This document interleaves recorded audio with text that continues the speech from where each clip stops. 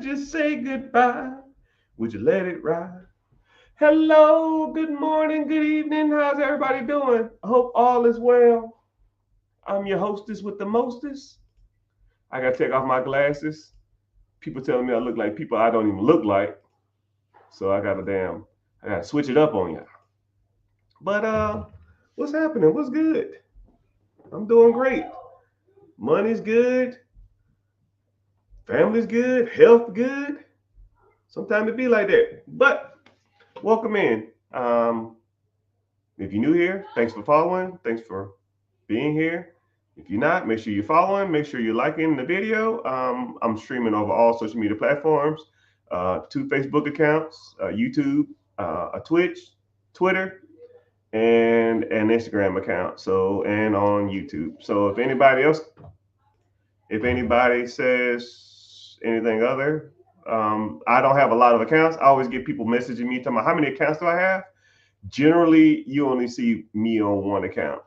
And if you want to head over from YouTube, if you want to head over from all them other social media platforms, click the link in the bio. First, sign up for the free class. I have a free webinar that's I try to do it every Wednesday, but I just turn it on and just try to show up. But if it's not a lot of people in there, I'll just cancel it.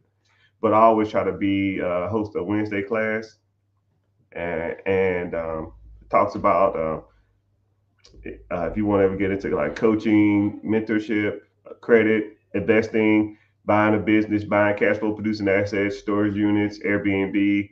If you want to get into buying a business, if you want to get into real estate, wholesaling, bird dogging, syndication, uh, Section 8, Sub 2, any of that stuff, we talk about all that type of stuff. So if you're ever interested in that, just come through and go to the free webinar, link in the bio, or go to therichgetrichard.com and you can search that way, which the website never works. You have to put like HTTPS or whatever that crap is.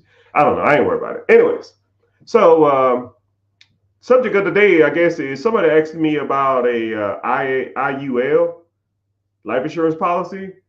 And you know what I think about that? Why don't I like life insurance policies that are IUL? So I'm gonna kind of break it down and I'm gonna kind of get through it, but I don't want to talk about this hard subject too much. But ILU is an insurance policy that you pay into, and then once you pay into it for so many years, then you can produce cash back or you can get cash back on your policy, which I kind of see the benefit or the reason why it can be so enticing because a lot of people feel like, man, I gotta have life insurance, and if I paying for life insurance and it pays me or let me borrow money against it in the future, then I'm not pretty much just throwing my money away. Almost like car insurance. I hate life insurance or car insurance because I feel like you're just throwing your money away. You put your money into it, and if you don't have a rate, you don't get your money back, which is kind of bull crap. But IULs is you put your money into the system, and after so much time, you can pay into you get your money back. Okay, that's that insurance policy, right? But I'm gonna talk about some other insurance policies before I move forward, so we can kind of learn. You have what's called term insurance, and you have whole life. Term life insurance covers a term on a predetermined amount. So let's say if you wanted term life insurance for 10 years, or 5 years, or 8 years, or 15 years, or 20 years, it's over that amount of section. How you doing? Welcome in, welcome in. So, for example, let's say if you had term life insurance and your term life insurance policy is over 10 years. Term typically is 10 years, so I like to use the term 10-year thing, right? So it only covers over that 10 years. So if you're 25, when you're 35, the insurance policy expires. So you can either renew it for another 10 years or you can just be done with it. Also, then you have what's called whole life. It's exactly what it sounds like. It's over your whole life. So whenever you buy the insurance policy, if you buy it at 25, you keep it until you die. Okay? So, it's pretty self-explanatory. You buy it, you keep it your whole life. When you die, your kids or whoever get a policy. Okay, so with that being said, you have those three policies. You got one that you pay into, and in the future you can borrow against it as like a loan to yourself. The other one is just stays your whole life, and then the other one is term over a certain amount of time. So let's start talking about the prices of some of these, because that is one of the deciding factors on which one I'm gonna do.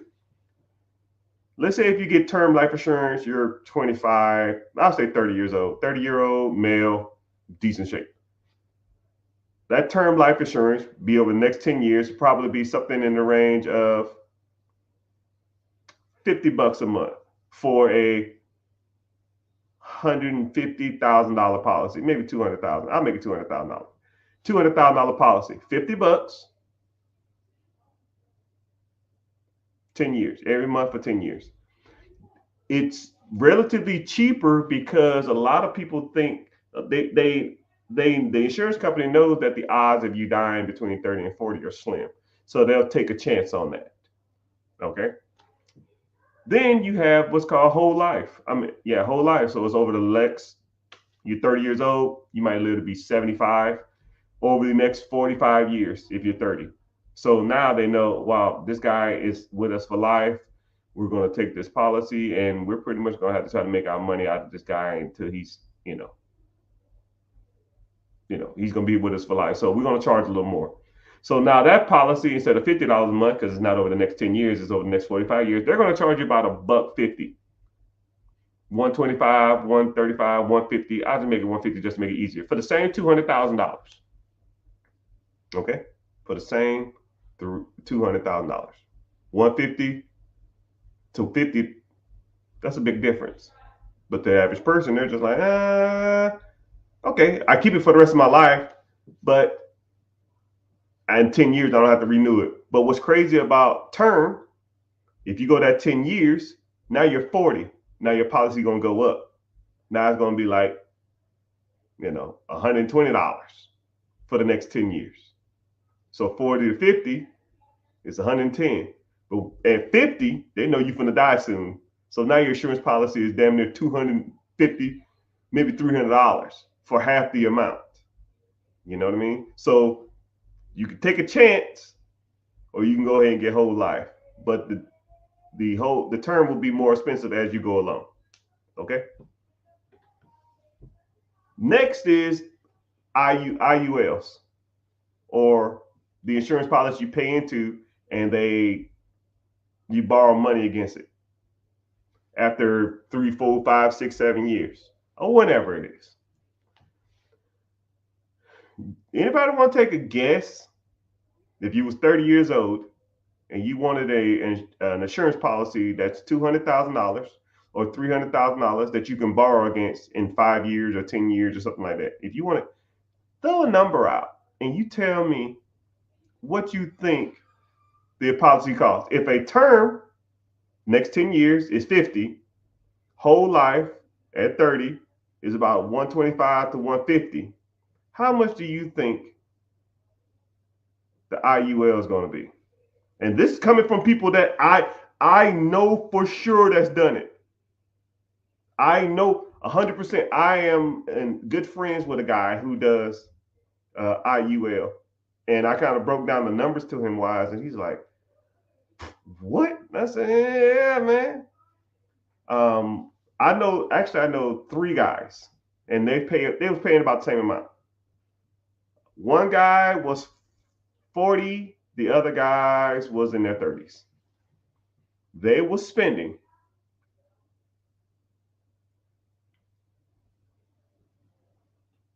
$900 to $1,200 a month for an insurance policy that they can borrow against.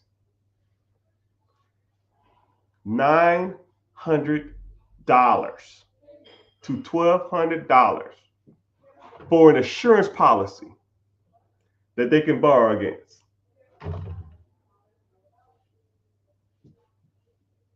So now we know what we get. Now we know the cost. Which one is more beneficial? Is it more beneficial to pay $150 for the rest of my life And in the insurance policy, they're going to pay me $250,000 when I'm dead. Or is it more beneficial to invest the 50 in insurance policy for the next 10 years and do something else with the money? Or is it more beneficial to pay $900 to $1,200 a month and be able to borrow against it in 5, 10, 15, in next 5, 10 years? So what I did is I broke it down numbers wise, because, regardless of what person's trying to sell me this crap or what insurance company's trying to tell me this or tell me that, at the end of the day, it's just numbers. It's just numbers. First of all, what I'll do is, real quick, I'll take the whole life versus term. $50 versus $150. Okay. Let's say you start at 30. Okay. 30 years old. You have zero in the pot. 30 years old. Let's say you live to be 70. I don't damn know. 70. So that's 40 years, right? After 40 years, if you just got term life insurance and the extra $100 a month you put into the policy for the next 40 years, okay? You got term life insurance, you put the $100 extra into a retirement account or ETF, mutual fund, IRA, something like that. The $100 after 40 years, a month, $100 a month for 40 years, you will have in that index fund, if you invest in the S&P 500 average, you will have $1.9 million.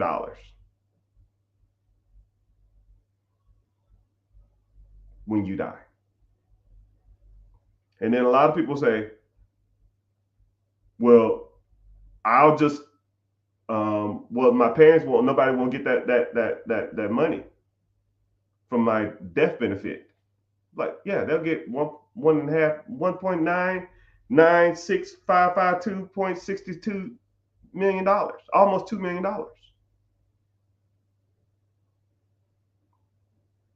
And let's do this. Let's say instead of the IUL, you just got the term and just did it for 10 years. Okay? So you got a $250,000 policy term at 30 years old, $50 a month. And instead of you putting the $1,200 to a IUL, whatever the hell that shit is, let's say you took the $1,150 difference and you invested it yourself for just the 10 years. Just the 10 years.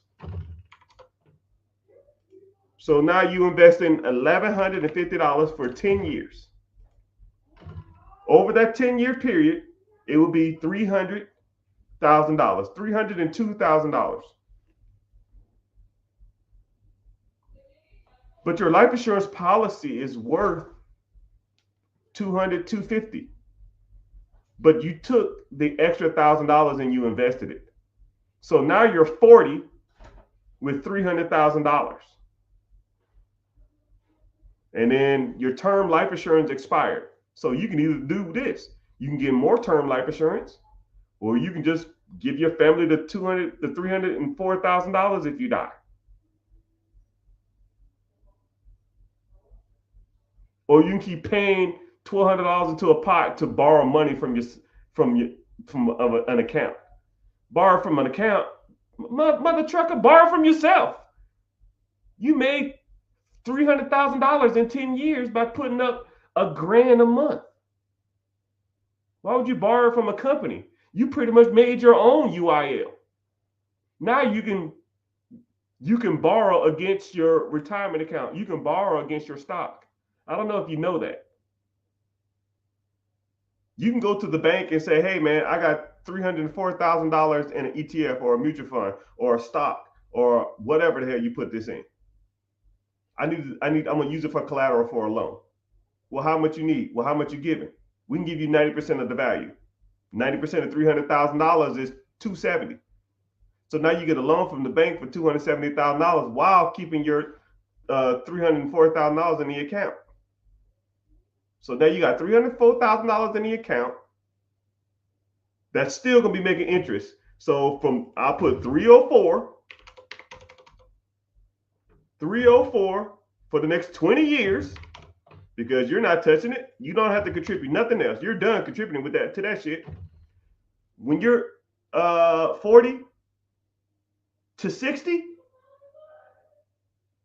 40 to 60, it'll be $4.5 million in that account. And you took a loan out on it. So now you can use that to either buy some real estate, buy a business, buy a storage unit, use that for the down payment, buy some apartments, buy some property, commercial property, residential property. Instead of me going out and asking this company, this insurance company, yo, man, I need to borrow some money. And then what's crazy is if you go to them and ask them for the money, they charge you a penalty. They charge you a fee to take your own money out. So what do we learn here, people? Why do what an insurance company can do for you when you can just do it yourself? People ask me, yo, Mr. Richard, how much insurance you got out? None. How much life insurance you got? None. Knock on wood. Because if I'm gone, I got so much in assets. That's my insurance policy. I mean, a funeral is what, 10 grand? I got that in my damn savings account. I mean, you take the money, this is what I would do. I can't tell y'all what to do because I'm not a financial advisor. This is what I would do. I'll get the cheapest life insurance policy and take all the difference and put it to work. Real estate, mutual funds, ETFs, stocks, whatever. Working on my credit, building my business credit. That's what I would do. Take all the money that I make, get the cheapest life insurance policy, and then when that term life insurance is up, it should be, if you did it right, it should be the equivalent of what your life insurance policy would have been after that 10 years, if you did it right. But a lot of people don't know where to start. A lot of people don't know how to do it. A lot of people get nervous. A lot of people get scared. Or a lot of people feel like life trumps lifetime decisions, which is kind of crazy. I mean, I have that debate with people all the time.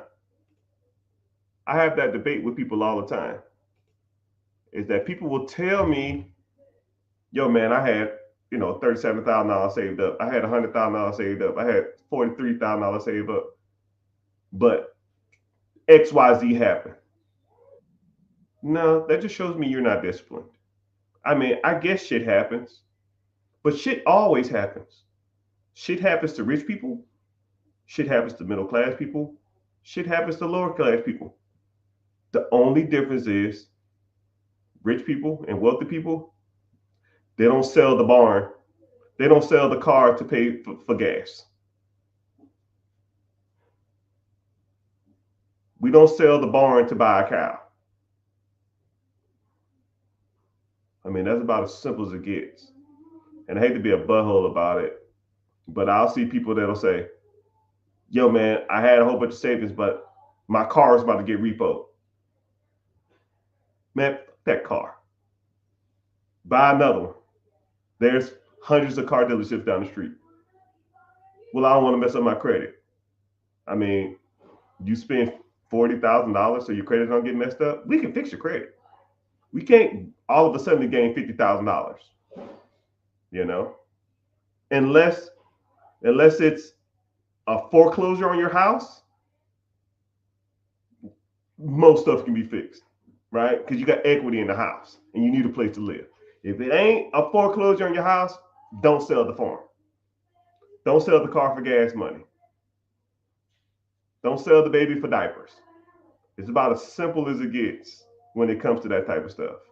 It's just about discipline and being consistent. That's it. But I don't want to harp on that subject too much longer. But that's just my personal opinion on life insurance.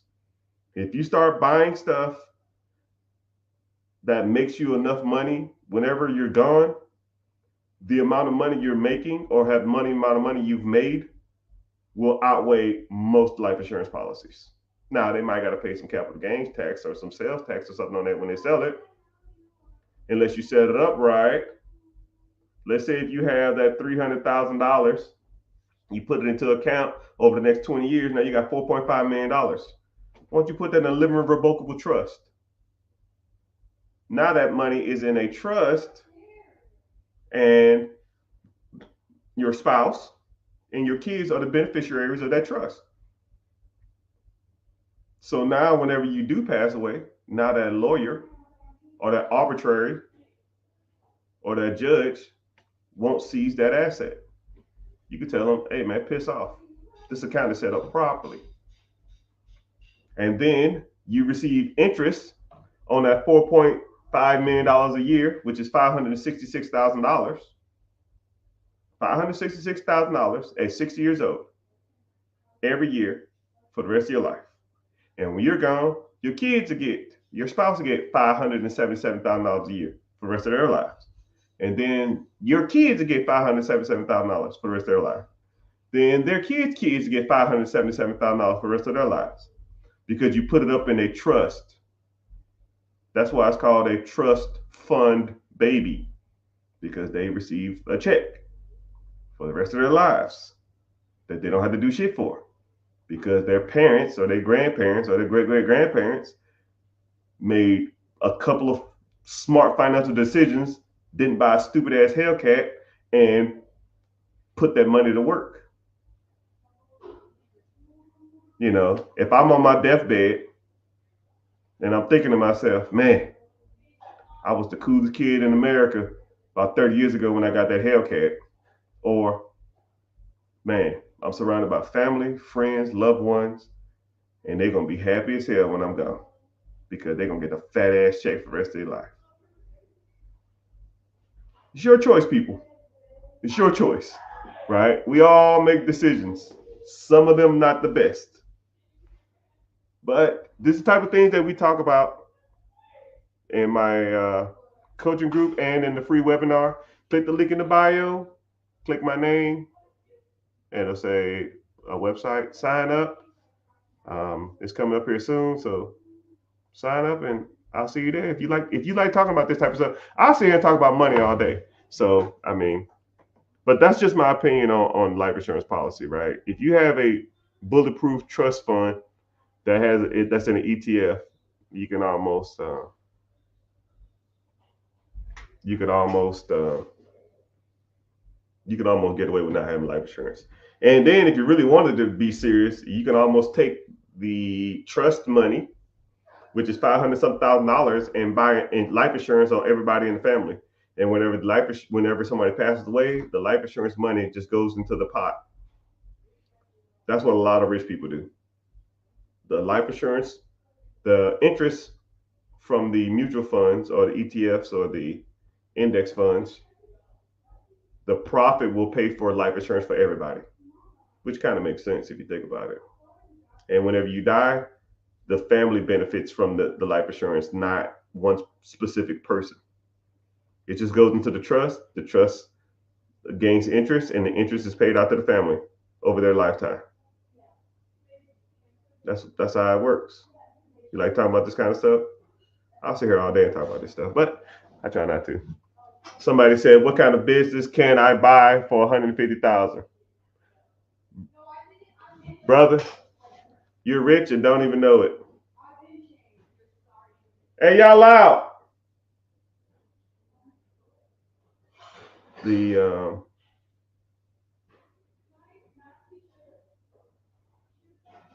$150,000. So $150,000 using a SBA 7A loan at 10% down can get you probably up to $1.5 million. If you're doing, I'll even make it $1 million. Let's keep $50,000 to yourself for some strange reason. If you do it right, you can use $100,000. If you do it even righter, which is not even a word, you can do it $50,000. SBA 7A loan requires 5% or 2.5%, which would be $25,000. If you're doing 33% margins, you could probably do about $300,000 of cash flow. I call it 350. You can do 350 cash flow.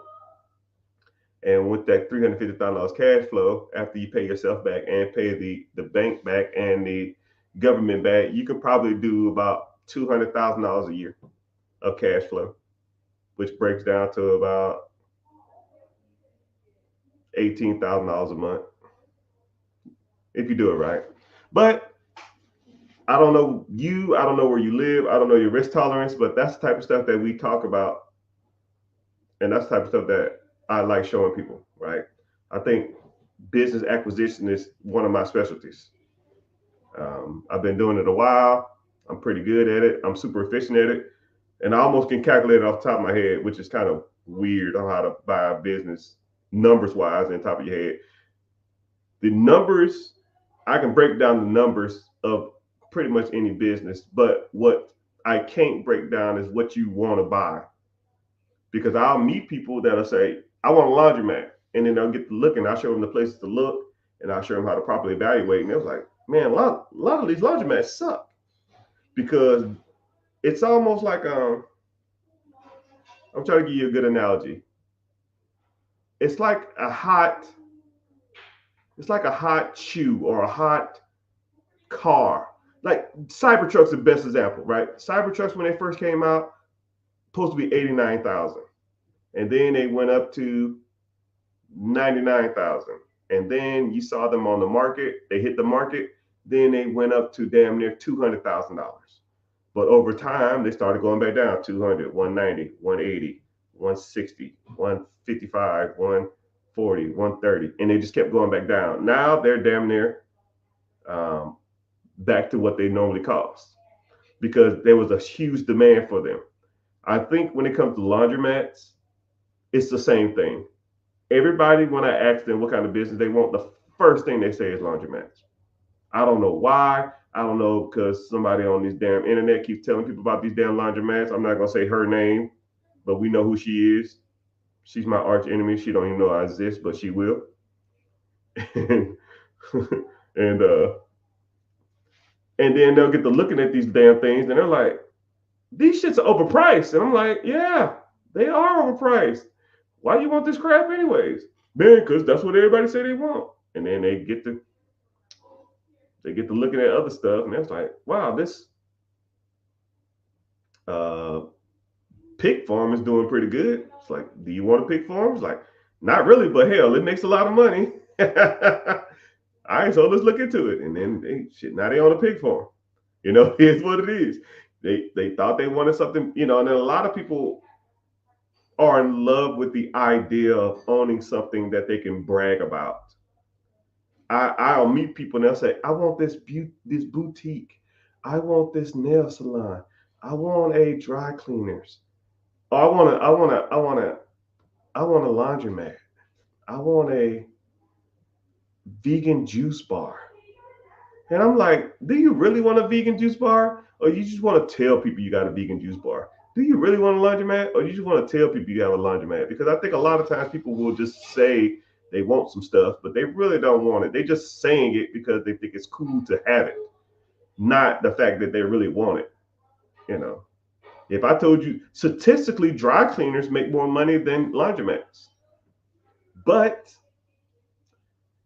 dry cleaners are like, I want a dry cleaner.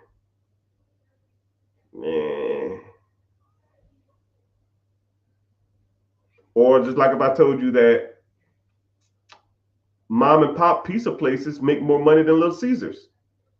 But you know what's cool?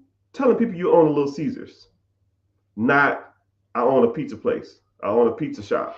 Anybody can say I got a pizza shop. But to tell people you got a Little Caesars, like, man, I'm cool.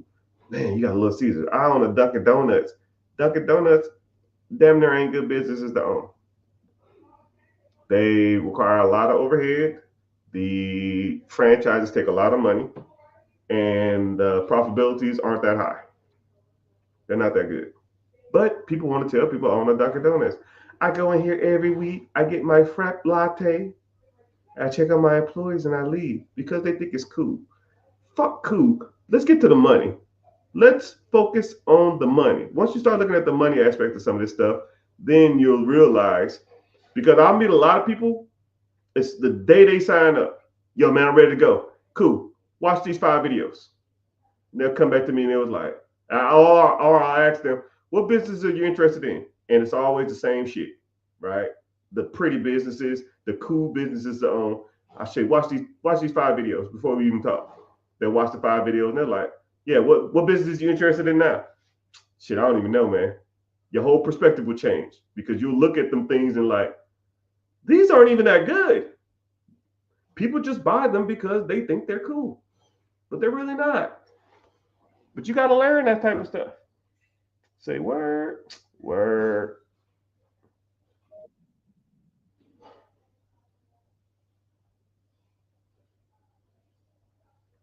Someone said, let's focus on credit. Let's talk about credit. Someone said they like my swag. Well, first of all, I'm always swag. But like the Lacoste, it's older. Back when I was about 160 pounds, now I'm like 195 solid. But it still fit. It still does its thing. Anyways, let's talk about credit since that's one of my pillars that I focus on. So anybody who don't know the pillars, who are new here, I'll focus on four major pillars: credit and everything to do with credit. So credit, business credit, personal credit, credit score, credit utilization, uh, credit profile, business credit, business structure, LLC, EINs, S corp, C corp, sole proprietorships, uh, setting up everything that's attached to your business to get business credit. If you want to do trade lines, if you want to do net 30s, that's just trash. I don't even focus on that no more. But if you want to do any of that stuff, that's all another thing. Then my second pillar is investing. Stocks, bonds, mutual funds, ETFs, uh, Roths, TSP, just everything that you can do with investing, right? The different apps you can invest into, the different apps that you can use, the different mediums, the easiest way, the simplest way, reoccurring payments, recurring investments, all that kind of stuff. Then my third pillar that I focus on is real estate. Uh, Single family home, your primary home. Let's focus on investment property. Let's focus on duplex, quadplex, fourplexes.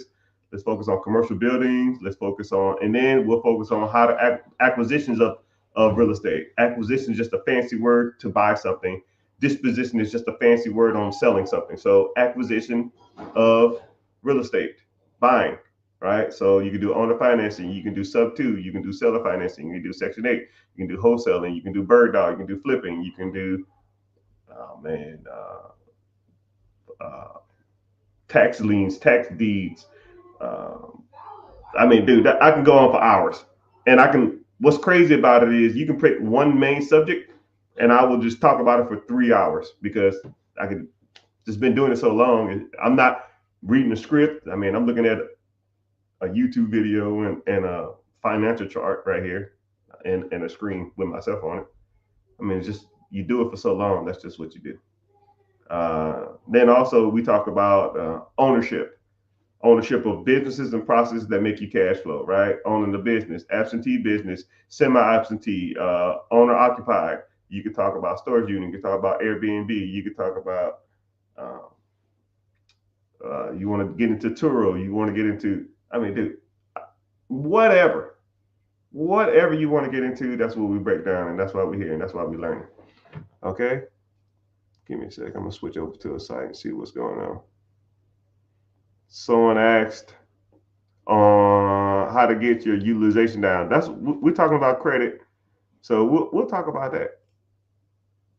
So whenever it comes to credit, you have different credit factors, and you know what's cool is I had a guy asking me this a while back, and I kind of broke it down for him in a similar style, and he was like, "Damn, that shit was right," because I did exactly what you said, and my score shot up. And I was like, "I don't have to lie. I mean, this is just the way it works." You know, a lot of people, you know, in most of these segments don't talk about what you need to be doing. They just kind of like gatekeep and then trying to then sell you the game, which I gotta respect their hustle, but a lot of times you can just look this stuff up.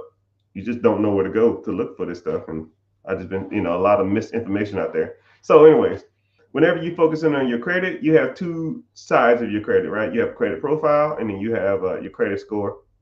Your credit score is just a reflection of your overall credit health, but your credit profile is how much credit you have to, how much credit do you have out amongst other people, right? If someone has a $300 credit card and someone has a $300,000 credit card, well, I won't say 300, a $30,000 credit card, the credit profile of the guy with the $30,000 is stronger than the guy with $300. So you need to work on them both. You need to work on your credit score, and you need to work on your credit profile, credit utilization. So you have debt to income ratio and you have credit utilization. So you gotta know the difference between that too. Credit utilization, debt to income ratio is more so for like buying houses or buying cars, more so housing. It's just how much money you bring in versus how much debt you have. Credit utilization is pretty much one of the main factors for your credit score. So if you have high credit utilization, anything over 30%, your credit score is going to shoot down. They say 10%, 30%, 50% are your levels. So if you below over 50, your score is going to be the worst. Anything below 50 but above 30 is going to be a little better, but still not that good. Anything below 30, you're going to start getting a little better credit score. Anything below 10, your score on utilization wise is maxed out. So one, you need to get your utilization on your credit cards down, and it only pertains to revolving debt, not your cars or your house or any type of other debt that you have. It's typically credit card usage. So when people say that, they come to me and they say, "Yo, I paid off my car. My credit score stayed the same," or something like that. I say, "Shit, your credit score going to drop because now that credit profile with that long credit on it, long credit payments on it is going to drop now because it's going to fall off your credit. So, or that account is going to be closed. But you should have just took the extra money and paid down your credit card bills. Well, how much credit card bills you got? Well, I owe $10,000. Well, what's your balances? 15,000. Well, that makes you 66%. 66% is higher than 50. You got to get below 50, then below 30, and then below 10. Right? I don't care if you pick up extra hours at your job. I don't care if you start a side hustle, which I can help you with that. I don't care if you start a little side business and making extra money. I don't care. But you got to get some extra money coming in because that's how you get it done. Okay. So whenever you talk about credit, that's the type of thing you focus on. I do offer credit repair because if you do whatever else, the other stuff that's on your credit profile is credit, negative inquiries. So delinquencies, late payments, repos, medical bills, baby mama payments, or some shit like that. If that stuff on your credit and you haven't been paying on it, then you have to get those stuff off. Which there's consumer laws that help you fight to get some of that stuff off, right? Which you can do it yourself, or I can help you do it. So if you're interested in credit repair, click the link in the bio, join the free, I think it's Be Your Own Boss class. Sign up, and I'll see you there. All right. But someone said,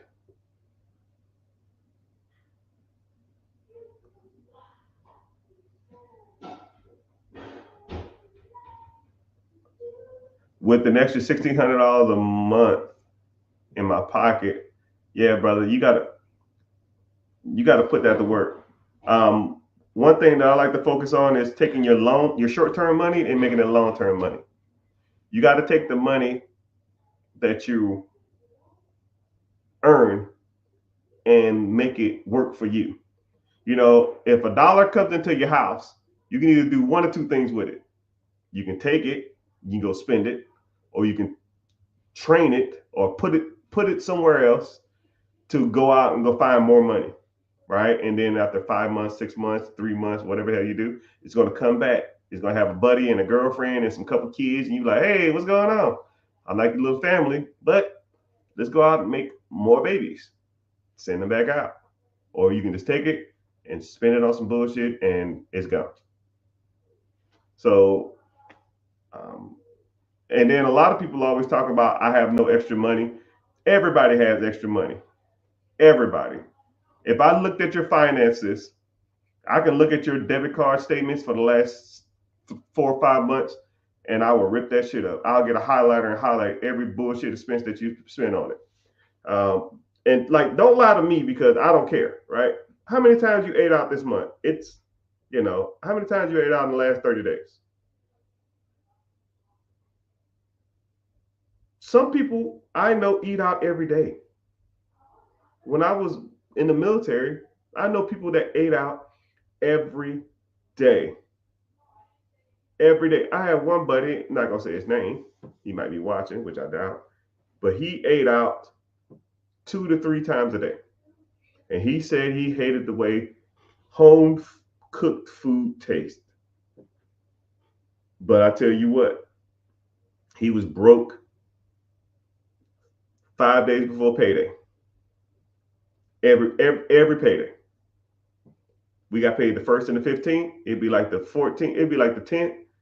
Hey, rich man, I need like $100 to the 15th. I was like, yo, man, you just gonna go out and buy food, man. He's like, yo, I can't, man. I can't eat this, man. I said, and then it wasn't even like McDonald's, right? I can understand if he was like, let me get a quarter pound, like a McDouble and a small fry. No, that dude was going out and getting like hibachi chicken and Mongolian chicken and, shrimp hibiscus and all kind. I was like, bro, you eating lobster tails, man? Of course. And he didn't learn. Some people don't. But I promise you, I can look at a lot of y'all finances and find money. Second thing is entertainment. Going out to eat. I wouldn't say going out to eat. Going to the movies, going to the clubs, going to the bars, sports gambling, Netflix, Hulu, Disney Plus, cable, basketball games, football games, soccer games. Well, Mr. Rich, I'm going to be bored as hell. You want to be bored and rich or broke as hell and living your best life? You pick your struggle. You can complain about being broke or you can complain about being bored. I'm bored all day long. I'm the boringest person you'll ever meet. I go nowheres. I does nothing. You know what I do for fun?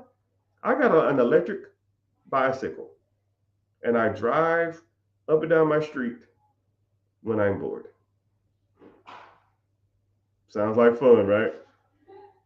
I wake up, I go to the gym, I come home, freshen up, talk to the missus a little bit. I come in this office and I start handling business. About 4 or 5 o'clock, I go ride my scooter for 20 minutes, listen to whatever music I want to listen to, come back in, I keep going again till 11, 12 o'clock at night, maybe 1, 2 in the morning. Go to bed, do it all again. Every day. Every day.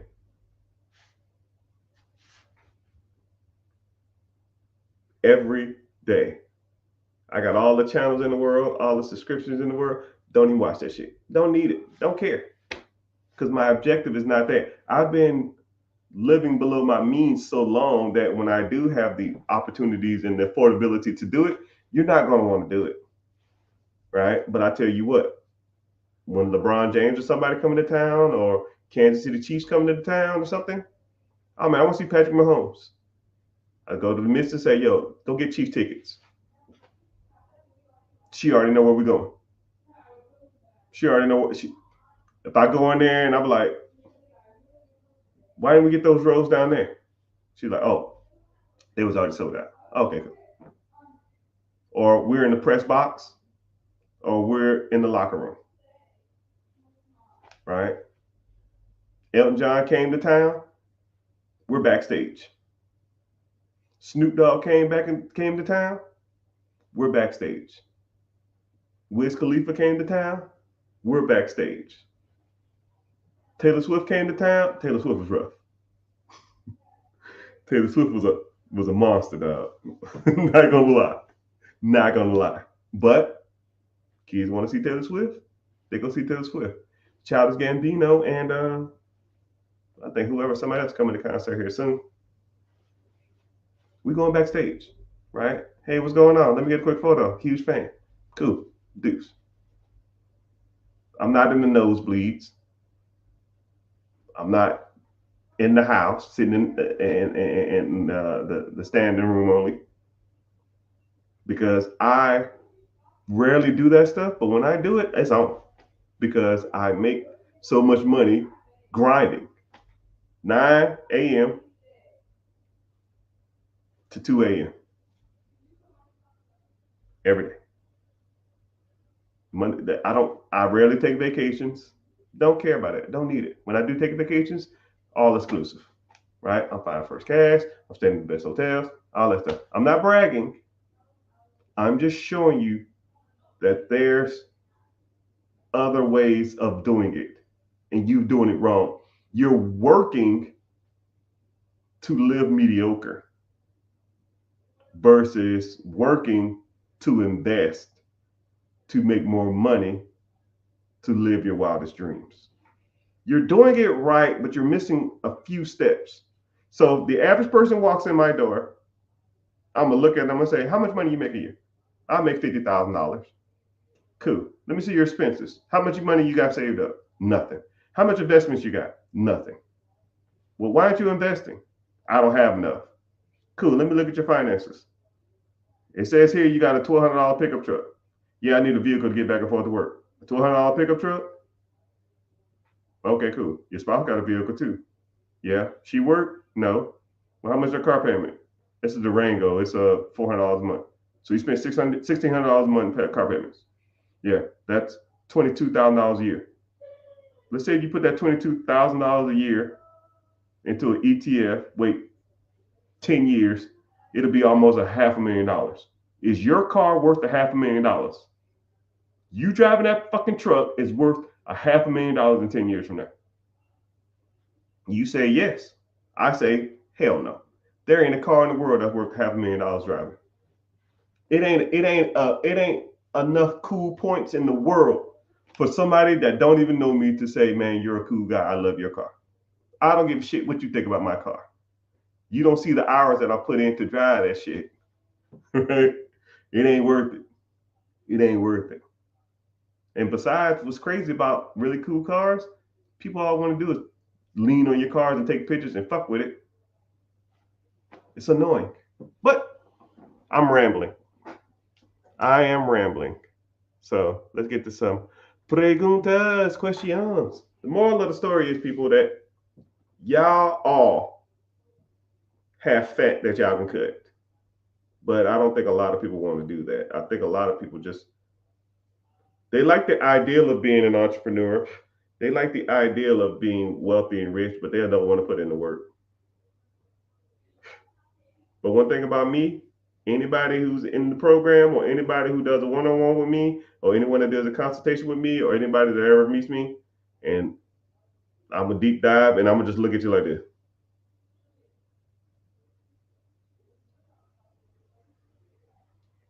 How much? And then this is what's crazy about people's money is when you tell them that that's not right, they'll literally almost get mad at you for like justifying their lifestyle. It's like, yo, bro, you spend $400 a month on eating out. Oh, I got to have that. You spend 25, you spend $75 a month on something. Oh, no. See, you don't understand. See, I don't do nothing else. I have to have that. I have to. You have to have a Mercedes Benz. You have to have Netflix. You have to have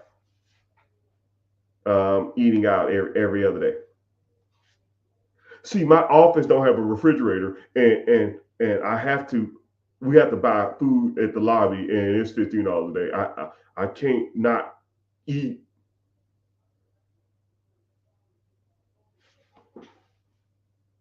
Because the bad part about it is, for those who don't know me, I'm going to give you a quick synopsis if y'all new here. I was in the military for 21 years. One thing about military people, they blow their money. Red Bulls, Monsters, and eating out at lunch every day. Every day. And I would almost envy people, which you shouldn't do, but people will come back with their lunches and they'll get like Mac Daddy Hibachi, Mac Daddy Sushi Cafe. And I'm just like, God dang. How much was that? Oh man, this was $15, $14. And I mean leftover pork chops or some shit. I mean, it is what it is, man. And now look at me. Not motherfuckers like that, still struggling. But that $15 I was taking, I was investing. The Netflix, I was investing. The cable, I was investing. The NFL package, oh, I gotta watch sports. ESPN package, I'll be investing. I'll catch the highlights on my cell phone.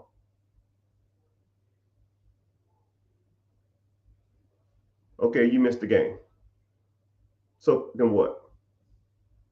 Now, this is what's crazy. I missed out on sports for like the last 15 years. Now, I got an invite to be a co-owner of the Atlanta Falcons. Now I can go to every game for free. It's crazy. It's crazy work. Crazy work. You want to watch the games and be cool, or you want to be a co-owner of the team?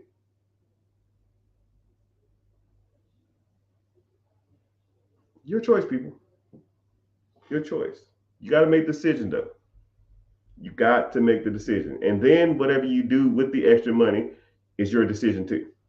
What I like to do is I pay the house first. One rule in my house when it comes to finances, I get paid first. When money comes into my pot, I don't pay my electric bill first. I don't pay my house first. I don't pay my water first. I don't pay none of that shit. When money comes in, I get paid first. It goes to an ETF, mutual fund, IRA, buying more real estate or buying more businesses. And I'm somewhere in the range of $50,000 to $90,000 a month of repaying myself back. This is not a game, people. You start doing the math on that. It's nuts. It's nuts. But hey, what do I know?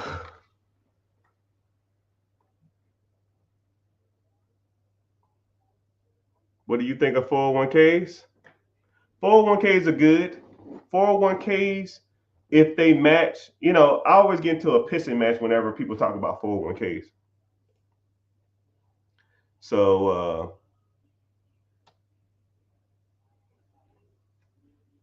hold on, I gotta see what's going on over all my channels. Welcome in, everybody. Instagram, YouTube, Facebook. What's happening? I see you. Twitter, Twitch, TikTok. I see you. What do I think about 401k? 401k is good if they match. If they don't match, because your 401k payout is going to be between 8 to 10, maybe 11 on a good one. If they match, it's free money. But a lot of people will always argue with me talking about, yeah, you're paying the government. Boy, shut up. They're giving you free damn money. A lot of people hate the fact that our 401k reduces the income from the corporation that you paid for. And it's just almost like, bro, I don't give a shit what it's reducing. Man, you should pay into your 401k because your 401k, the company you work for gets a tax benefit whenever they do that. Okay? They're giving me free money. If I put $10 into a pot and they put $10 into the pot, how much you made? You made $10. What percentage of that? What percentage of return is that? That's 100%. So why the hell am I complaining about their taxes? I don't give a shit about that company. Whenever I leave, I'm gone. I don't give a damn about that. Shit, company gonna use your ass anyways. Hell, talk about how much the company makes off your ass in labor. It's probably about a 10 to 12% ratio. So if they pay you $10, they're making $100. Talk about, if you're gonna bitch about something, bitch about that. Bitch about the fact that you can own the process. If you own the process and you made the $90 and you gave somebody else $10, complain about that. Complain why you don't own the process instead of, man, I put $100 into a pot and they gave me $100, but they're reducing their taxable income. Dude, shut up. You know how dumb you sound? I don't know. People just weird, right? If they're gonna give me the free money, I'll take it. But if they're not giving me no free money, cool, I'll do it myself. I came in late. Well, welcome.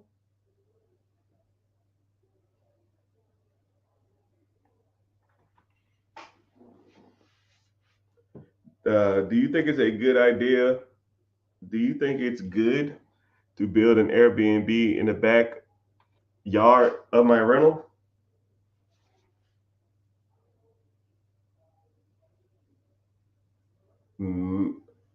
Maybe. Depends on how cheap you can build it. You know, um, Airbnbs are kind of washed up. This is just my personal opinion. I give it a few years, man, and these industries are going to dry up. They're probably not going to dry up, but they're not going to be as dominant as they was. Airbnb, VRBO, and Turo, because these companies have projections, and when they don't meet their projections, they raise their prices. And when they raise their prices, the consumer and the host feel the pinch. And then it becomes to a point where it's not worth it. You know what I mean? So let's say, for example, the same thing with um, Uber and Lyft aren't there yet. But whenever the Tesla Uber CEO company thing comes out, then Tesla, then Lyft and Uber are going to be the same thing. And I'm gonna break that down to you too in a sec. Just bear with me. So for example, let's say if you a hotel room is $200, but the Airbnb is $150. And then you say, well shit, I can just book the Airbnb. I save $50. But then you book the Airbnb, and then like the person who's hosting it, Airbnb might take $30 fee, right? But then not a lot of people are doing Airbnb anymore. So now the Airbnb fee goes from $30 to $60. Well, then the guy was like, well, shit, now I got to raise my prices just to make up for the Airbnb. I make up for the Airbnb fee. So now they go from 150 to 180, right? But then whenever you check out, instead of you paying just tax, you pay like a cleanup fee, a service fee, an Airbnb fee. And now, instead of you paying $200 for a room at the hotel, your $180 Airbnb, try to save $20, 9 fees. Now you end up spending like $230, $240. You're like, well, fuck, I could have just stayed at the hotel. So now, Airbnb is doing that a lot with people. So now the fee for Airbnb, VRBO, and Turo is like that because their objective is to make as much money as possible. And whenever their stock or their sales are down, they got to maintain their upkeep. So what they do, they charge more fees to the consumer and then the host. And from what I've gathered from a lot of people who own a lot of Airbnb or either a lot of Turo cars, a lot of people aren't going to the sites anymore. The same thing with Turo. People aren't renting there anymore or not renting there as much because one, Um, Turo, I mean, think about it. How often do you see Turo? How often do you see Turo commercials or advertisement? I don't see any. So people aren't even using that app, and then they're overpriced. So you know, so now people aren't using them as much. They got to raise their prices. I think Turo. I get Turo about a year and a half, 2 years. I think Turo's gonna be dead. That's just my personal opinion. And would you cry if I told you that lie? Would you say goodbye? Would you let it whine? Someone said, could I turn 100K into $1 million without waiting 30 years? Yeah. If you put 10% down on $1 million business and the business is worth $1 million, now it turned into $1 million. You do that in 2 months. But a lot of people focus on the wrong thing. And I'm gonna break this down for y'all, man. And I hope whoever's listening take notes. If you don't listen to shit I say, listen to this. The amount of money that you have is irrelevant. It's just a number. It's just a vanity metric. I'll even make it super easy. Having $1 million is like having 15 cars.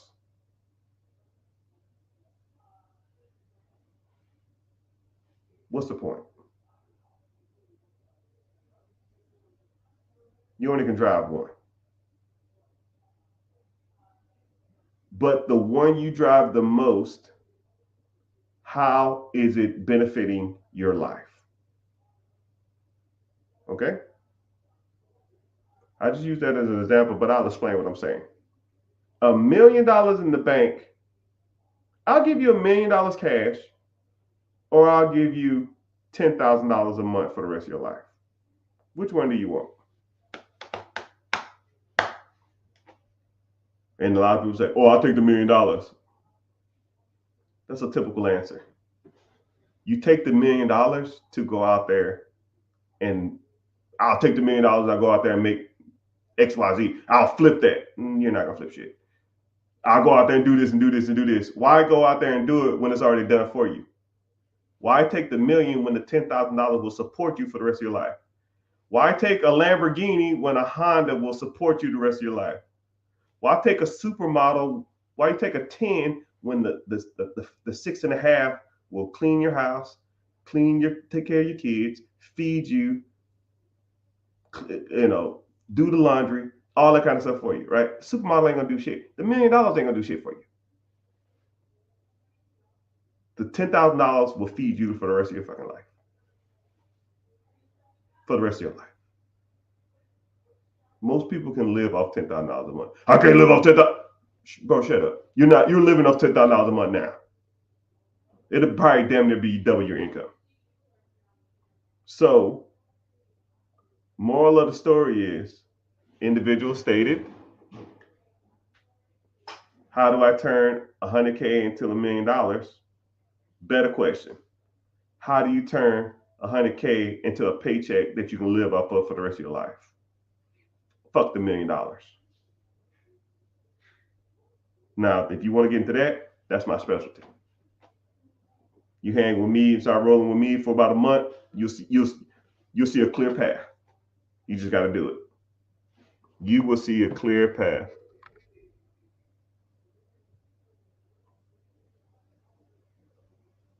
You will see the path.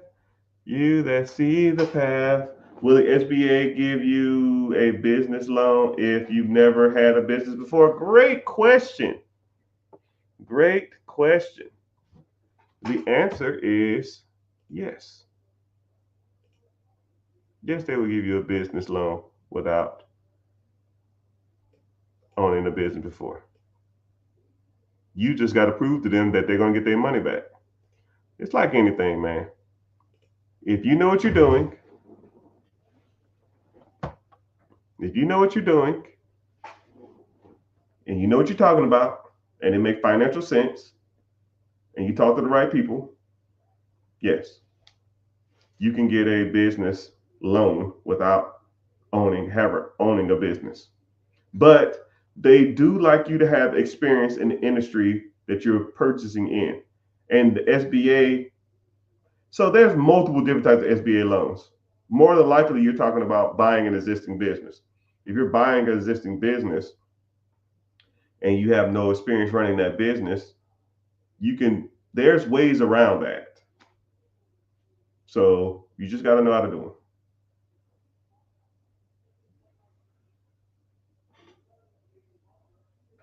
Do I think the fundraising real estate app? So fundraising app is called a REIT. REITE.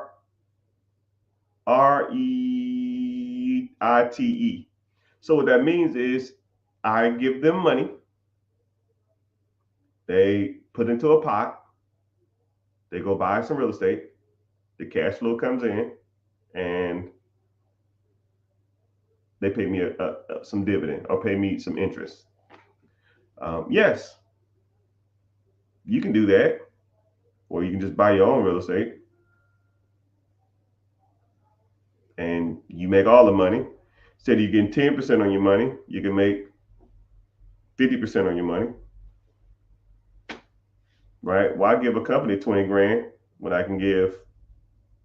Why give a company 20 grand when I can take 20 grand and put down on my own house and make my own money? You know? So if that's what you want to do, but that is an option, but I like options. I like hearing different perspectives. How about a pool business? Pool routes are okay, as long as I'm not doing the cleaning. Building pools can kind of get a little specific. I wouldn't want a pool. I don't know anything about buying. I don't know anything about digging a pool, siting a pool. I don't know anything about it. But if, would I want to take on something like that? That it ain't my specialty. But if you know a lot about pools, then yeah, that would be it.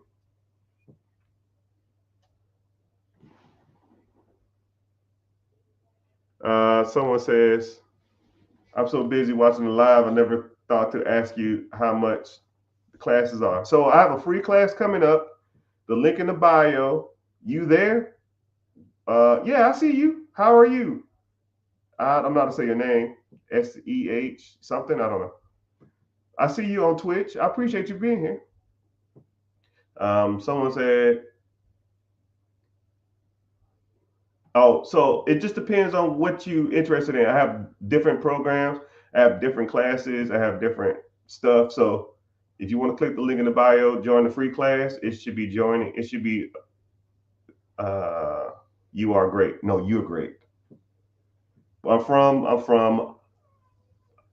grew up all in the South. Louisiana, Tennessee, Texas, South Carolina, Georgia, Florida. I never really lived anywhere north of Kentucky, and I never will. I hate the cold weather. Are you talking about the classes that I offer? I don't know where you're looking at it from, but either click the link in the bio, join the free class, and then I talk about, real estate, businesses, credit, getting business funding, um, investing. I mean, we do it all, right? I'm the one-stop shop, which that's what I should change my name. I used to not be the one-stop shop, but I just got tired of people asking me how to do stuff in certain realms, so I just started doing it like that.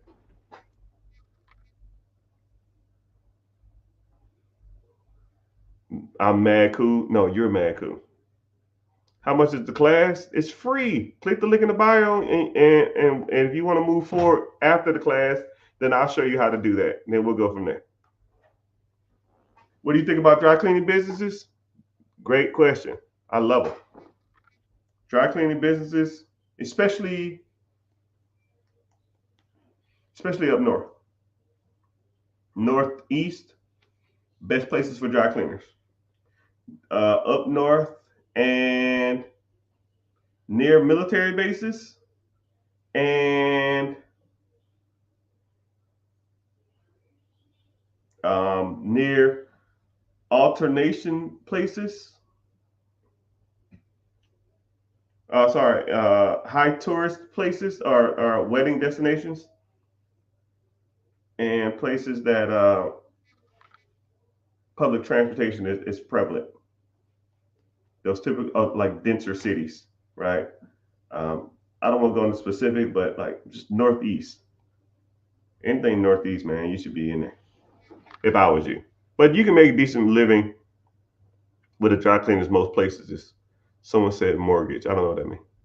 What's going on? Always with the facts. Of course, I'm always with the facts, man. That's what I try to do.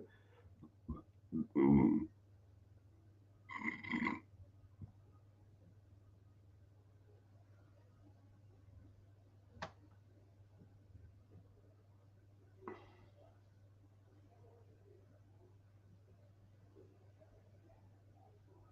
Someone said, "What can I do with 10?" Yeah, yeah, yeah. What can I do with $10,000? Someone always like 10K is like the universal answer. You're from overseas, man. We stretching. It's kind of crazy. I get on these apps and I get to talking, and I meet people from all over the world. I meet people from UK, a lot of Europe, uh, Africa, Asia. I meet a lot of people from Canada. I meet a lot of people from South America, and a lot of people from um, Mexico. But if I had to say any country, Canada a lot. But I've never heard in Africa. That's the first. Appreciate it. Appreciate you being here. But yeah, the universal question that I always get is, what can I do with $10,000? It's like the entry level amount of money that people have. But you have so many different paths that you can take with $10,000. You can do the side hustle thing. You can do the storage unit thing. Not storage unit. You can do the vending machine thing. You can start a Turo if you want to do that. You can start a good side hustle like pressure washing, window washing, couch flipping, upcycling. You could also start investing into an ETF or something like that, and just letting it ride until you start saving up a decent amount of money, then borrow against that money, and or you can set up your business structure ETF. No, sorry. Set up your business structure, LLC, S corp, C corp, sole proprietorship, however you want to set it up. EIN, get everything attached to your business. Go open up 3 bank accounts through three different banks, and then go leverage their money, raise their capital, which works. A lot of people always say, "Man, it sounds like it's hard, but it's not. You can do it." Okay, then I see you.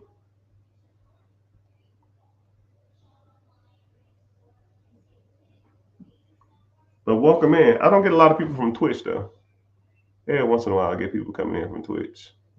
Twitter in the house. I see you. I can start running ads on Twitter, but it is what it is. I gotta start posting more on Twitter too, but it's another story. YouTube in the house. The only one that pays me to be here. Facebook, appreciate you. I don't normally get a lot of people from Facebook, but it's all good. And TikTok is always bumping. Appreciate that. But yeah, you could do a lot with. My thing is, if you had only $10,000, I would go through different options for you, and then you just have to pick. You just got to pick what you want to do and roll with it, man. Because $10,000 is a decent amount of money, but it's not a lot of money, right? You might can even find a business that you can buy, but why buy a $100,000 business with $10,000 down when you can buy $1 million business with $100,000 down because you leveraged and went out there and raised capital.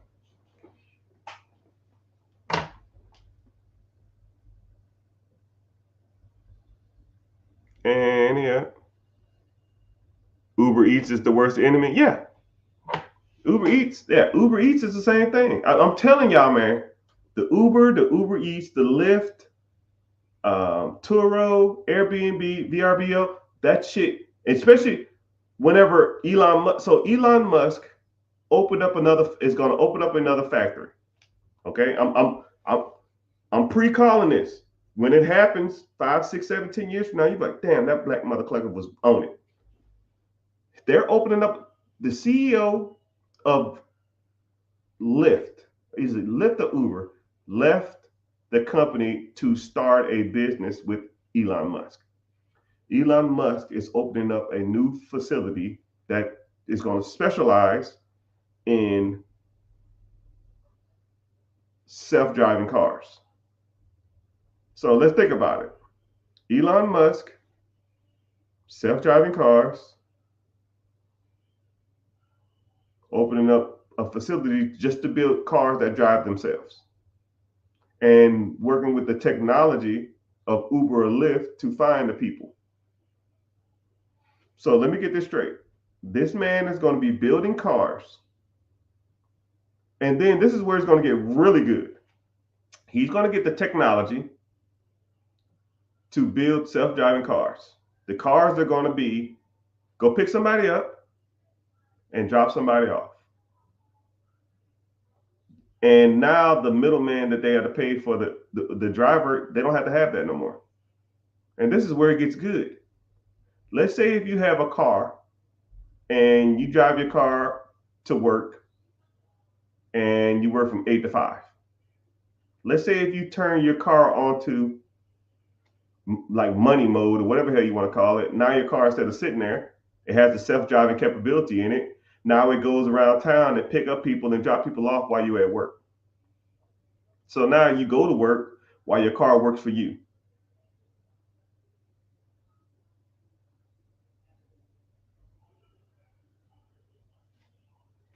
And let's say on that device, let's say on that car, it had a compartment on it, right? Let's say if the side door, the trunk or something open.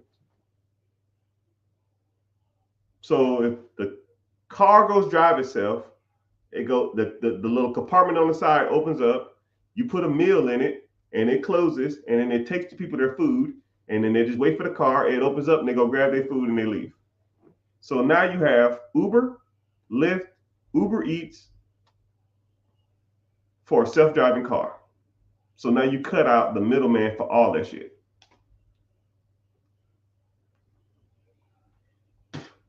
Think it's a game. Think it's a game. These people ain't out here playing around with this stuff, man. That whole industry's gonna get disrupted, especially if you're an Uber driver or a Lyft driver. They're gonna come for you. 5 years from now, you won't have a job because everybody say, if I had the option of getting picked up in a 2017 Honda Accord with some smelly dude, or I can get picked up in a self-driving car for the same price. Come on now. I would just want to get picked up in a self-driving car because I thought it was cool, just so I can record my steering wheel as it drives me around.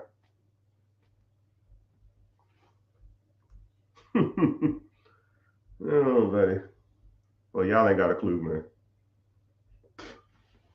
Y'all don't got a clue. What was my MOS? MOS is Army and Marines. I was Air Force, so I was a 2 Alpha. 2 Alpha maintenance.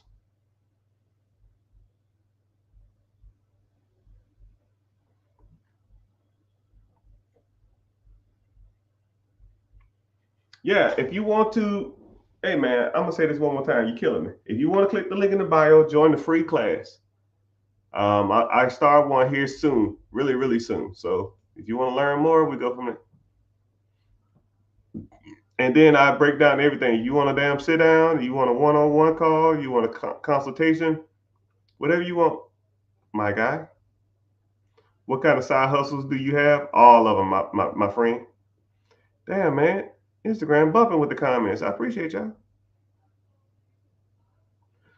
What is your acquisition owner business and the manager quits a week after you own it?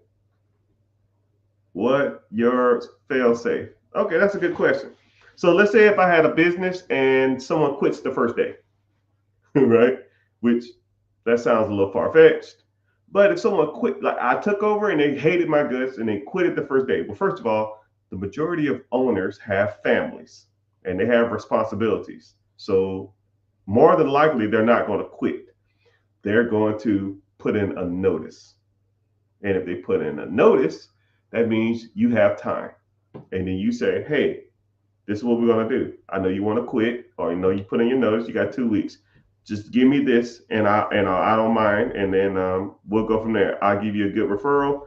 If you need anything, you call me and let me know. But what I want you to do is I'm gonna spend the next week trying to find someone to hire, and whenever they come in, just train them how to do your job, and then after that, you're good. Can I at least get that from you? And they say, yeah, sure.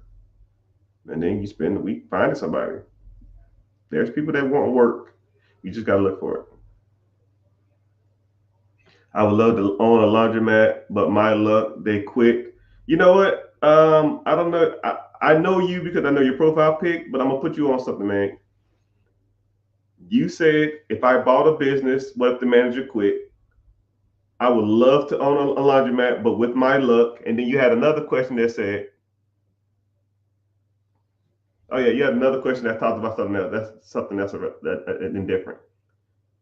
You said I would love to own a laundromat, but with my luck, the laundromat would quit or the owner would quit. Then you said, I would love to own a business, but if the manager quits the week after I own it, what do I do? Do I have a fail safe? You're, you know what you're doing? You psyched yourself out of your own destiny. You are sabotaging your own success. If you go into a deal, or if you go into a project, or if you go into a new venue or new venture, and the first thing you're saying is, what if something bad happens? You are looking at it from a wrong perspective. You should never look at stuff like that. You should never look at things as worst case scenario. You should always look at things like, man, this is going to be great. This is going to work out. I'm going to make this work. I'm going to figure it out. And if something does hit the fan, because crap hits the fan all the time, right? I got rental properties. Hey, man, a tenant trashed your place. What do you do? Hey, man, they ain't paid rent in a month. What do you do? Hey, man, someone broke into a unit. What do you do? Hey, man, the leak is roofing. The leak is roofing. The roof is leaking. What do you do? Same thing with businesses. Hey, man, we don't have enough inventory to service this. Hey, man, we your main sales associate quit. Hey, man, uh, the our payroll software is acting up. The people won't get paid for 48 hours. You know, stuff happens. You adjust. You figure it out. You reach into your bag of smarts and then you get to it. You know? I mean, say if your payroll software stopped working for 48 hours, what would y'all do? Give me some answers. You see what I'm saying? Just use your brain for more than a hat rack. Pay them out of pocket. Pay them out of petty cash. You know, tell them that there's an issue and that does anybody have anything pressing, or give them a incentive for being patient. You know what I mean? I mean, it's more than one way to skin a cat. Don't ever think of stuff like that as like the know all be all. You there? Yes. Are you replying? I reply to all sides. All your comments on one feed. It's kind of weird, which I wish I could show you what I see. I have everybody's stuff in one single file line. It's not just you. It's all the people. So on my side of the screen, which is right here, I have a list of everybody that's coming in. Everybody from YouTube, TikTok, Twitch, Facebook, Instagram, and TikTok. You know what I mean?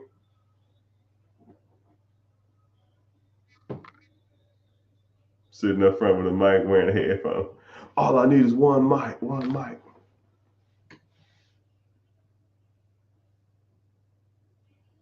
Only thing I've had to have was money for bills and to keep my family afloat. Yeah, but I'm sure if I really looked at your finances, you probably could either be making more money and or be cutting the fat. You have unnecessary expenses. But some people, and I get it, some people don't make that much money. And if you don't make that much money, then you need to start doing stuff that makes more money. Let's say if you had a part-time job at the Dollar Tree, I don't know. Let's say you're making $10 an hour, you're working 25 hours a week, that's $250 a week. After taxes, you bringing home $200, that's $800 a week, right? First of all, you're working part-time, you got a lot of time on your hand. What are you doing in your extra time to make more money? If the answer is nothing, then we have a problem. You need a side hustle, a side business. You babysitting, go walk dogs, go mow somebody's grass. People are lazy, and people will pay for your laziness. People will pay you to let them be lazy. Like one thing about me, I hate cutting grass. I hate it. It's just a waste of time to me. So I pay a guy $100 to cut my grass. Right? It takes me 3 hours. And why sit on and mow my grass every week for $3? I can just pay somebody $100 and save my 3 hours. I stopped watching sports 5 years ago. The amount of time you get back is insane. You'd be surprised at how much time you save by not spending on dumb stuff. What's a good platform to invest in? There's tons, man. Robinhood, Weeble, Stash, TD Ameritrade. There's tons. Depends on what you want to do. Depends on your preference, though. Sometimes you go straight to the brokerage house and invest straight through them. Should I invest in myself or get a firm or financial advisor? Well, first of all, I don't like financial advisors. They're trash. They just take your money and they offer you shit returns. You can do it yourself. You just got to know what you're doing.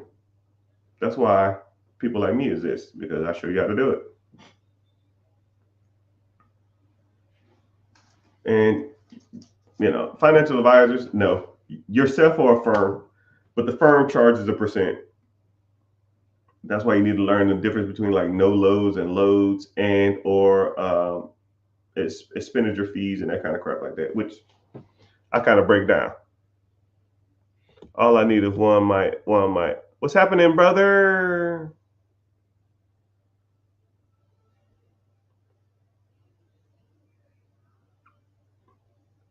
Somebody said, I love my Lexus, but it's worth it to me. Let me see your profile pics. All right, my guy. Let me see. Let's say the average new Lexus, sure, I'll put you at 40 grand, right? 40 grand with interest at 8%, that's like 45,000. Say word. $45,000 times 12. Times divided by 3. 45,000. So you pay $40,000 for your Lexus, right? That you happen to love, and then you're gonna add interest on top. That's about $5,000 in interest. That's 45,000 divided by, let's say if you finance that car at 60 months, 5 years, that's $750. You look like a middle-aged guy. I'll put you at, I don't know, 35. I'll even put you at 40, right? So 40 years. So let's say you took the $700.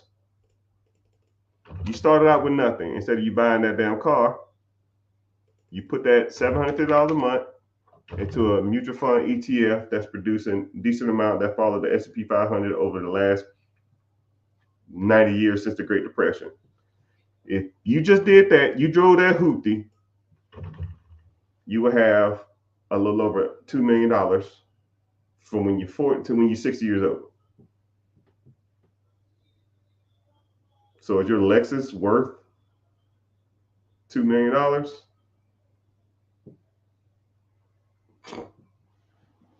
I'd rather be cool at the bank. I'll be cool in the Cayman Islands than be cool in a car.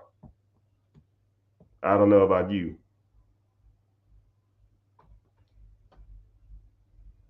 I'd rather be cool in the Cayman Islands, my guy. I got 50K and a decent credit score. Yeah, your credit score is decent. You got to almost focus. Your credit is almost like right on the cusp. You probably got high utilization or something, but something there is like weird. 50K, you can do some work with 50K though. Where to invest my first Roth individual 401k? I'm not going to say your name, but we'll get into it. 401k Roth is through an individual or a corporation. Individual retirement account. You're saying the same thing twice. A Roth is an individual retirement account. An individual account is a retirement account. It's a Roth. Or you're talking about a traditional, not an individual. Traditional is not tax deferred. Roth is tax deferred, and a 401k is through your job. Roth and traditional, you do. 401k, your job does. So you need to go to your job and ask, do y'all offer a 401k? If they say no, then you don't get a 401k then. You go through an IRA or a traditional. Traditional, you pay taxes when you take it out. Roth, you don't pay taxes, or you pay taxes up front and then you don't pay taxes when you pull it out. It's post-tax money versus pre-tax money. But that's a good question.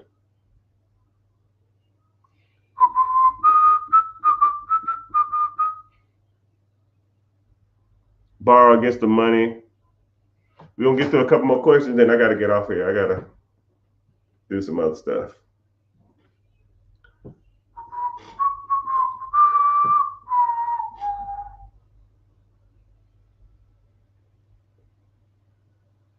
Borrow against your money in the stock market, didn't know that was possible? Yeah. What? Okay, I put like this. Individuals say borrowing against your money in the stock market, I didn't know that was possible. How the hell you think Elon Musk bought Tesla? Bought Twitter or X. You think Elon Musk, say Twitter sold for $40 billion. You think Elon Musk wrote a check for $40 billion? No.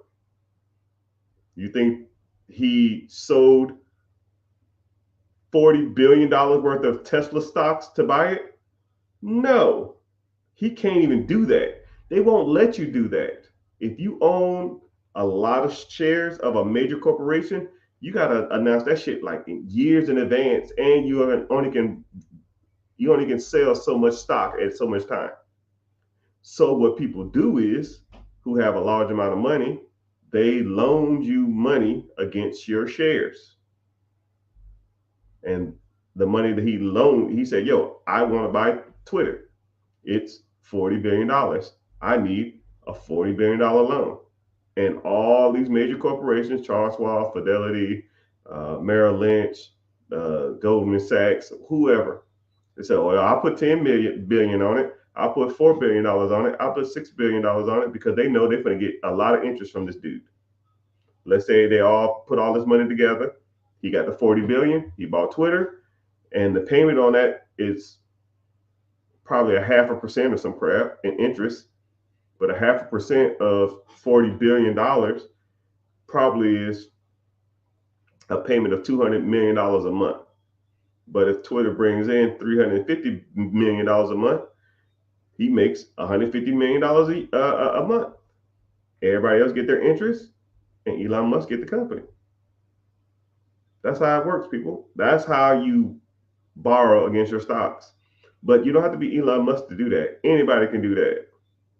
You can borrow against your 401k. You can borrow against your TSP. You can borrow against your stocks.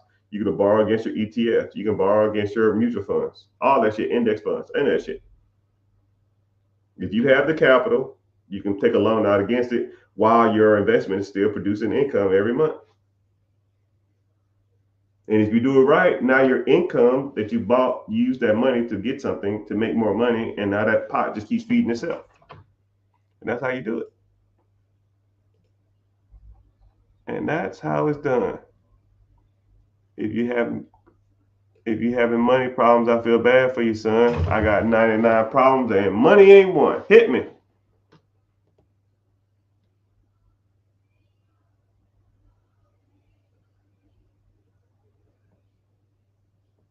All right, so last question, and then we'll probably get off here. Someone said, hey, can you help me learn how to get a business acquisition loan? Something about equity. Without equity? But he kind of lost me on the last part. But yeah, that's one of my specialties. Getting business loans, buying businesses, getting business loans to grow your business, getting business loans to start a business, getting real estate loans to build a house, buy a single house, buy a duplex, quadplex, buy commercial, buy real estate, buy apartments, buy storage units, buy Airbnb, all of that stuff. We talk about that stuff all the time. I don't want to devote too much time to an individual, so I don't like sitting here just breaking stuff down like because it ain't applicable to everybody. Because everybody's story is different, everybody's journey is different. That's why I like to focus, at least here, just on the general stuff. But if you want to learn more about this stuff, I offer a free class that we talk about all this stuff. And if you want to get into the class and learn as much as you can about this type of stuff, that's we go from there. Click the link in the bio, join the free class. Let's get started. About simple as it gets. And I don't sell your information. I don't need it. Don't care. You want to move forward? Let's move forward. And if you don't, oh well. No sweat off my back. But I hope you found value in this stuff. I hope you learned from some of this stuff. And I hope that I gave you a new perspective of a new way to look at some of this stuff, because I hate the expression "you don't know what you don't know," but until you're shown the proper way to do stuff, or the way statistically people have been doing it to get ahead, then you will never learn the proper ways to get stuff. Because when you talk about your dreams, when you talk about your money goals, when you talk about your financial struggles, when you talk to them with people who have limited mindsets, you will get limited answers. If you're talking to a cousin that's broke about starting a business or growing a business, they're going to say the same thing that they was taught from their parents, same thing they learned from school, same thing they learned from their friends who are broke, who also don't have anything. That's why your net worth is your net worth. That's why you need to start associating with and starting talking to people who don't have limited beliefs, who will inspire you to go out there and pursue the things that you want, that will can help you and aid you and point you in the right direction on how to get that next level. Because um, we've all had mentors, we've all learned the game from somebody, and you or I are no exceptions. Someone taught me a lot of this. Someone needs to teach you a lot of this stuff, because we've been taught wrong in school. They don't even talk about anything about investing or real estate or compound interest or ETFs or any of that stuff. A lot of this stuff, terminology you don't probably never even heard of. It seems like every time I say like keywords or certain words, they're like IULs. What the hell is that? ETFs. What the hell is that? Brokerage account. What the hell is that? Index fund. What the hell is that? Uh, term life insurance. What the hell is that?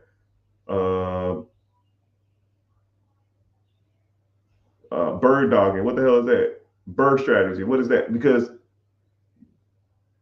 it's almost like I'm lifting off the blinders and I'm trying to get you into a better place because terminology you never heard of is because I'm speaking to a person who's limited in their financial literacy. But once you start learning this stuff and I start talking, everything starts to make sense. You know, I, I'll even give you a quick thing and then I'm out. When I meet people for the first time, I'll give them a 10-question test and I'll ask them these 10 questions. Nobody gets it right. Everybody fails. And then I give them about a 2-hour lecture. And then I'll say, okay, cool, let's take this test again. I wouldn't even give them the answers. I'll just say, what's the answer to this? And they say, I don't know. I don't know. I don't know. I was like, yeah, you failed. Hour lecture, 2-hour lecture. And then I ask them the same questions again. 90, 100%. Because you just don't know what you don't know. You have to learn these skills. These skills are taking notes always. Yeah, you have to, you got to learn this stuff because no one's going to teach you. And no one's not volunteering to teach you this stuff. But if you want to learn more, always offer a free class, free webinar that talks about this stuff. Just click the link in the bio and sign up. It's called Be Your Own Boss. And it'll be the best free class you ever signed up for. And we talk about all kind of stuff. But I want to thank my audience and all over the nation. Facebook, YouTube, Twitch, TikTok, X, Instagram. Appreciate y'all being here. Yeah. Make sure you subbing and liking on all those channels too. Avita Zane.